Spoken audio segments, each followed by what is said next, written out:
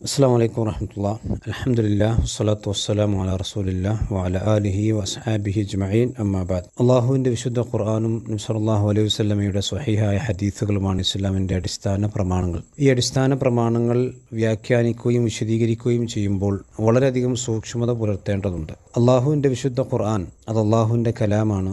മനുഷ്യന്മാർക്ക് വേണ്ടി അള്ളാഹു സുബ്ഹാനഹു വ തആല അവതരിപ്പിച്ച വേദഗ്രന്ഥമാണ്. ആ വേദഗ്രന്ഥത്തെ നമ്മുടെ ഇഷ്ടത്തിനും നമ്മുടെ ഇച്ഛകൾക്കും അനുസരിച്ചുകൊണ്ട് വ്യാഖ്യാനിക്കുകയും അതിന് വിശദീകരണങ്ങൾ പറയുകയും ചെയ്യുക എന്നുള്ളത് വളരെ അത്യന്തം അപകടകരമായ ഒരു പ്രവണതയാണ്. അള്ളാഹുവിനെ സംബന്ധിച്ച് ഇല്ലാത്തത് പറയുന്നതിന് തുല്യമാണ് ആ പ്രവർത്തനം. വിശുദ്ധ ഖുർആൻ സൂറത്തുൽ അറാഫിൽ 33-ാമത്തെ ആയത്തിൽ അള്ളാഹു ഇപ്രകാരം പറയുന്നു: അള്ളാഹു സുബ്ഹാനഹു വ തആല നിങ്ങൾക്ക് ഹറാമാക്കിയിട്ടുണ്ട് വൃത്തികേടുകൾ, തോന്നിവാസങ്ങൾ, അത് രഹസ്യമാകട്ടെ പരസ്യമാകട്ടെ, അതുപോലെ തന്നെ അതിക്രമങ്ങൾ, നിങ്ങൾ ശിർക്ക് ചെയ്യുന്നതിൽ അതെല്ലാം അള്ളാഹു നിങ്ങൾക്ക് ഹറാമാക്കിയിട്ടുണ്ട്. അതോടൊപ്പം തന്നെ നിങ്ങൾക്കറിയാത്തൊരു കാര്യം നിങ്ങൾ അള്ളാഹുവിൻ്റെ പേരിൽ പറയുക എന്നുള്ളതും അള്ളാഹു സുബ്ഹാനഹു വ തആല നിങ്ങൾക്ക് ഹറാമാക്കിയിട്ടുണ്ട്. ഖുർആനെ ആദ്യം നമ്മൾ വ്യാഖ്യാനിക്കേണ്ടത് ഖുർആൻ കൊണ്ട് തന്നെയാണ്. കാരണം അള്ളാഹു സുബ്ഹാനഹു വ തആലയാണല്ലോ അവൻ്റെ കലാമിനെ സംബന്ധിച്ച് കൂടുതൽ അറിവുള്ളവൻ. വിശുദ്ധ ഖുർആനിൽ ഒരു സ്ഥലത്ത് വന്ന കാര്യം മറ്റൊരു സ്ഥലത്ത് വിശദമായിട്ട് അല്ലെങ്കിൽ അതിൻ്റെ വിശദീകരണങ്ങൾ വന്നിട്ടുണ്ടാകാം. ഉദാഹരണം, വിശുദ്ധ ഖുർആനിൽ സൂറത്ത് യൂനുസിൽ അള്ളാഹു പറഞ്ഞു: അലാ ഇന്ന ഔലിയ അല്ലാഹി ലാ ഖൗഫുൻ അലൈഹിം വലാ ഹും യഹ്സനൂൻ. അള്ളാഹുവിൻ്റെ ഔലിയാക്കന്മാർ,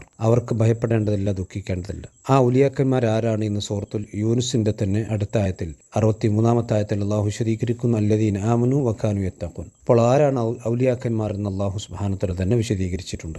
അപ്രകാരം തന്നെ വമാ അദ്റാക മത്വാരിഖ്, എന്താണ് ത്വാരിഖ് എന്ന് നിനക്കറിയുമോ പ്രവാചകരെ? ആ ത്വാരിഖ് അള്ളാഹു തന്നെ വിശദീകരിച്ചു: അന്നജ്മു സാഖിബ്, അത് നക്ഷത്രമാണ്. ഇതേപോലെ തന്നെ അള്ളാഹുവിൻ്റെ വേദഗ്രന്ഥം റസൂലുള്ളാഹി സ്വല്ലല്ലാഹു അലൈഹി വസല്ലമയുടെ ഹദീസുകൾ പരിഗണിച്ചുകൊണ്ടും ഹദീസുകൾ മനസ്സിലാക്കിക്കൊണ്ടുമാണ് നമ്മൾ വിശദീകരിക്കേണ്ടത്. രണ്ടാമതായി വിശുദ്ധ ഖുർആനിൽ കാണാം: അല്ലദീന അഹ്സനുൽ ഹുസ്ന വസിയാദ. വിശ്വാസികളായ ആളുകൾക്ക് ഹുസ്നയുണ്ട്, സിയാദത്തുണ്ട്. ആ സിയാദത്ത് കൊണ്ട് എന്താണ് ഉദ്ദേശം? അത് നബി സല്ലല്ലാഹു അലൈഹി വസല്ലം വിശദീകരിച്ചു: അന്നദുർ ഇലാ വജ്ഹില്ല, അത് അള്ളാഹുവിനെ കാണലാണ്. സ്വർഗ്ഗത്തിൽ വെച്ച് വിശ്വാസികൾ അള്ളാഹുവിനെ കാണലാണെന്ന് നബി സല്ലല്ലാഹു അലൈഹി വസല്ലം വിശദീകരിച്ചിട്ടുണ്ട്. ഇമാം മുസ്ലിം ഉദ്ധരിക്കുന്ന ഹദീസിൽ അത് വളരെ വ്യക്തമായി വിശദീകരിക്കപ്പെട്ടിട്ടുണ്ട്.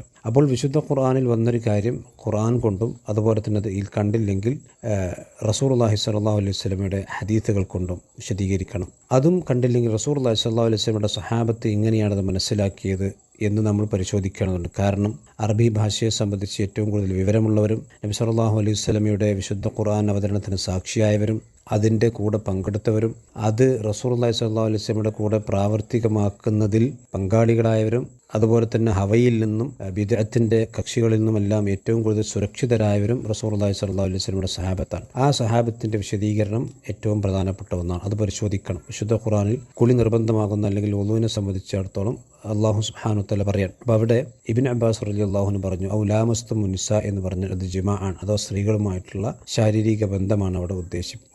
ഇത് ഇബ്നു അബ്ബാസ് റളിയല്ലാഹുവിന്റെ വിശദീകരണം നമുക്ക് തഫ്സീറിന്റെ ഗ്രന്ഥങ്ങളിൽ കാണാൻ കഴിയും. അതോടൊപ്പം തന്നെ സഹാബത്തിന്റെ വിശദീകരണം ഇല്ലെങ്കിൽ പ്രവാചകന്റെ താബിഈങ്ങൾ എന്താണ് ഇതിനെ സംബന്ധിച്ച് മനസ്സിലാക്കിയതെന്ന് പരിശോധിക്കണം. കാരണം സഹാബത്തിന് ദീൻ പഠിച്ചവരാണവർ. നേരത്തെ പറഞ്ഞതുപോലെ തന്നെ ഹവയിൽ നിന്നും അതുപോലെ തന്നെ ബിദ്അത്തുകൾ നമുക്ക് വിട്ടുനിൽക്കാൻ ഭാഗ്യം ലഭിച്ചിട്ടുള്ള സലഫു സാലിഹികളുടെ വിശദീകരണവും നമ്മൾ പരിശോധിക്കണം. ശൈഖുൽ ഇസ്ലാം ഇബ്നു തൈമിയ്യ അദ്ദേഹത്തിന്റെ മജ്മുഉൽ ഫത്താവയിലെല്ലാം ഈ കാര്യങ്ങളൊക്കെ വളരെ വിശദമായി സംസാരിച്ചതായി നമുക്ക് കാണാൻ കഴിയും. ഇനി അതും കഴിഞ്ഞിട്ട് ഖുർആന്റെ ഭാഷാപരമായ വിശദീകരണം, അഥവാ ഭാഷ കൊണ്ടും അതുപോലെ തന്നെ ശർഈയായ മാന കൊണ്ടും വിശദീകരിക്കാൻ പരിശ്രമിക്കണം. അഥവാ ലഗവിയായിട്ടും ശർഈയായിട്ടും വിശുദ്ധ ഖുർആനെ വിശദീകരിക്കാം. അങ്ങനെ വിശദീകരിക്കുമ്പോൾ ഏതെങ്കിലും ഒന്ന് അഥവാ ഭാഷാപരമായ അർത്ഥവും മതപരമായ അർത്ഥവും തമ്മിൽ വൈരുദ്ധ്യം വരികയാണെങ്കിൽ മതപരമായ അർത്ഥത്തെയാണ് നമ്മൾ മുൻഗണന കൊടുക്കേണ്ടത്. ഉദാഹരണമായി അള്ളാഹു പറയുന്നു: ഈ ഖുർആൻ അനുസരിച്ചുകൊണ്ട് വിധിക്കണം എന്ന് അള്ളാഹു സുബ്ഹാനഹു വ തആല റസൂലുള്ളാഹി സ്വല്ലല്ലാഹു അലൈഹി വസല്ലമക്ക് നിർദ്ദേശം കൊടുക്കും. ബിമാ അറാക്കല്ലാഹ്, അള്ളാഹു താങ്കൾക്ക് കാണിച്ചു തന്ന ഒന്നുകൊണ്ടാണ്. അതുപോലെ തന്നെ വിശുദ്ധ ഖുർആൻ കാണാം: വമാ അർസൽനാ മിർ റസൂലിൻ ഇല്ലാ ബിലിസാനി ഖൗമിഹി ലിയുബയ്യിന ലഹും, താങ്കൾ അവർക്ക് വിശദീകരിച്ചു കൊടുക്കണം.